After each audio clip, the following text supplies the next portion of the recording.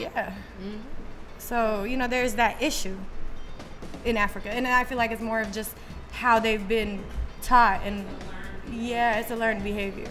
But, and also another thing is Caucasians, they come over there, they start conflict, kind of move back, y'all fight, and then they come like, let me save you guys, here's some money. Exactly. That's literally the tactic they do. And then Let's save you and take over your land and build our own businesses. But we're gonna help you. Here's a couple schools and a hospital and some supplies. There you go. If they do, because in some cases, sometimes they don't do all the things that they say they're gonna do. Right. They take the money from foundations and stuff. And it doesn't use it for themselves. They buy new cars, nice shiny little whips, and houses, and yeah. So how do you feel now? They say Atlanta is the new Wakanda. So how do you feel about that saying? What does that term mean to you? It means like Afrocentric, like accepting of the African culture, not being African booty scratchers anymore. Right. That's, back in the days, that's what you were called. They'd be like, wow. I've heard that term a lot. Yeah, that's what you were called. Now it's accepting. Oh my God, you're Nigerian? Oh, you're the Ethiopian? Yes. Oh wow, yeah, we're so embraced sexy. More. Yeah. Yes. Yeah. Nightlife, everything. It's kind of like they're running it now. So it's like, it's different. It's a different. Now, yeah. So it's kind of like now everybody's learning that, we're not just the awkward, smelly people. We're actually business people that come here for better opportunities and to do and they're eating things. our food. Yeah. And then now they have like more restaurants, like you said, they have like more nightclubs, and people learn how to embrace. I mean, like I always say on the show, like if you know your history, it's okay for you to connect with certain people. Like if you don't have any Ethiopian friends, it's kind of difficult for you to know what the culture is like. So now we embrace each other here in Atlanta. It's like if you say I'm from Cameroon, they know you. I'm from Congo. I'm from Burundi. People now like are more open-minded. Like if they go into your business, they ask you where you're from, where the owner is from, and people try to like mix now. So it's a good thing. I think Atlanta is like one of the best cities to live in. Personally, I think so. As where you can have like the social life and your personal life and the living situation. Well, it's getting higher, but Atlanta is livable. You can make it in Atlanta, so it's fun. Yeah. Atlanta's a melting pot. Yeah, it is. What do you guys think about Atlanta being the new Wakanda? Yeah. But, it is. I like the perfect thing she said right there. That Atlanta is the melting pot, and it is. And the thing I was going to say when you guys first began to speak on it, when Americans, I'm not going to say Americans are not educated on things, they shun away from it, or they show ignorance towards it. So now that they're becoming more cultural of what you guys, grew up in, your background, where you're from, your language, your colors, your hair texture, your products. Now it's like, oh, this is nice. True. So now they're embracing it. True. Yeah. So you can see. Do you want to talk? Like B here. Yep. See, she from France. You see, that's a sexy black African girl from France. So everybody is not black from America. So. But yeah. It's just funny. I'll tell you something. We have all international sisters here in America. Yeah. Best to believe that. I think everybody's getting more enlightened as far as culture. You know what I'm saying? Things that we were not educated on. That TV. Now people know. Now you get to see. You know what I'm saying? Beauty in all different countries. Yes. It's dope though. Not only on TV, and I think Little Chris was one of the first artists to actually put a light into Africa when he did his video with I forgot the name. I actually forgot the lyrics. Where he went actually on Africa, in South Africa, he did like the whole video showing like all the best women are in Africa, but kind of show that you can see your representation not only necessarily on TV but around you. So. Yeah. It's great. So we do have a letter. LoftP letter. It's anonymous, so. It is an anonymous letter. Let's see if it's female or male today. Okay. Dear LoftP, time and time again I run into the same problem with my 32-year-old boyfriend, and at this point I just don't know what else to do. Every other time we attempt to be intimate, this fool can't hold an erection. I mean, limp dick is an understatement. I know it isn't me, trust me. I do believe he has some sort of medical condition that he will not come to terms with, like erectile dysfunction. He believes this is a temporary issue because he is under so much stress at work, but I beg to differ. He won't even agree to see a doctor. I am starting to worry and have thoughts of stepping outside the relationship because we just aren't intimate enough. What can I do? Wow. It's a lot. That's kind of hard because some people do have problems. And even if it is something that he's kind of not coming to terms with, it's something you kind of gracefully ease into and kind of research and help him feel comfortable enough to go to the doctor. Because I don't feel like everybody, like if something is wrong with you, you're always going to feel like, oh my God, something's wrong with me, and be nervous and scared and not want to know what's going on really. And men tend to not want to know a lot of times. Y'all rather not know and just deal with it but yeah, but a lot of men do not go to the doctor. But also, it's not. No, a lot of men do not. They will try to not go to the doctor. Okay, take the mic. We have somebody in the Look, audience. y'all keep talking about old school stuff. I'm saying that was then.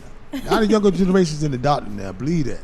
Now, I'm speaking from all the men in the universe. But no, there's a lot of studies that were done, like where they've gone to colleges and asked, and they don't. Okay, yeah. I mean, could So be more, but we got better though. Statistics. We got better. Not all, not all. We got. I mean, we got not better. For all, but because this last thing, we get sick, we don't go to no doctor. So that was then, but now it got better. Yeah, I would hope so. That's for the better. But you don't want to believe the man. My thing with the Loft Letter, I think that sometimes in relationships we get comfortable. Yes. And we do get caught up in work and life itself. Maybe just to spice things up a little bit, she may want to introduce him to some other things and see if that kind of is like, oh, baby did this, let me try. Ooh, so maybe that could help out. Because that has happened a lot of times when men have financial issues going on, or just whatever the case may be, dealing with baby mama drama, things like that. Stress will cause them to deflate. Yeah. But trying to keep it clean. If you just bring in new things, just kind of arouse them in different ways. You just got to change the pace up a little bit. Even maybe show him a wilder side that you didn't even know you had. Just try some different things. True.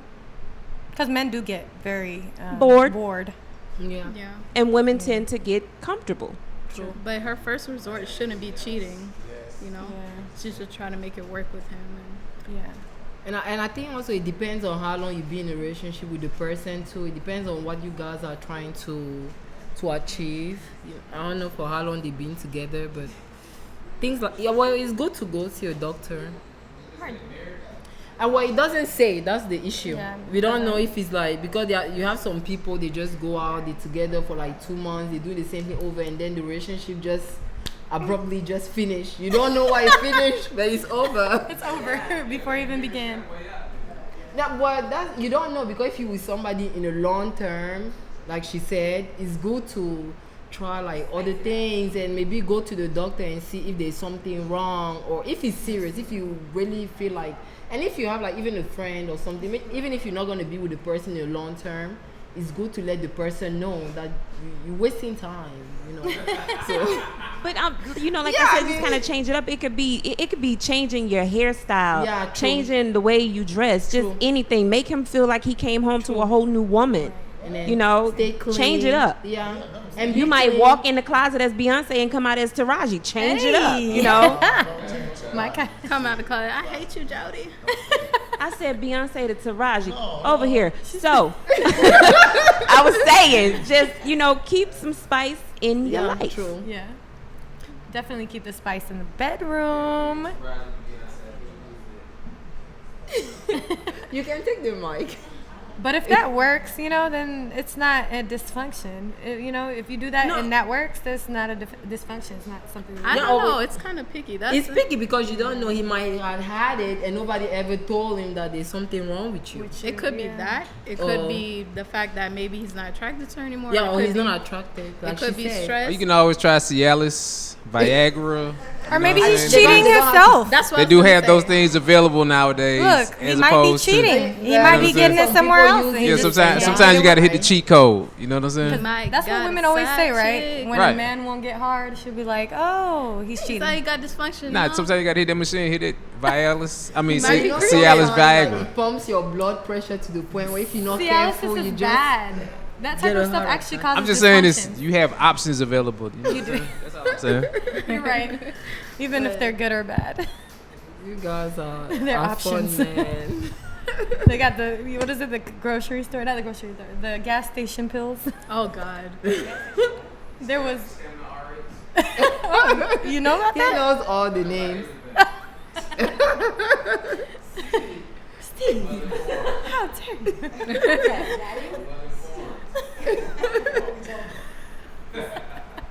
So, no. He just need a bottle of Guinness and call it a go. Oh, a bottle of Guinness. Yeah. Right. Alcohol might help.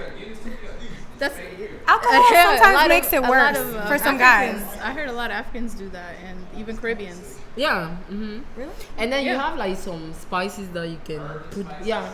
That you can put on your food. Mm-hmm. Actually, like ginger and stuff. Yes. It can help you with your, your issues, your health issues in general. It does, There's like people get used to drink those stuff only when they go to the doctor. Then when they tell you drink ginger, that's when you go get all the ginger teas in one day. It's not gonna happen. I mean, you get used to eat those stuff little by little. So yeah, I mean that too. You have to exercise. Build your stamina. So I wish you good luck in your issue and keep hope alive, but don't cheat. If you just want to leave, but don't cheat. That is not an option. Right. Karma. Exactly.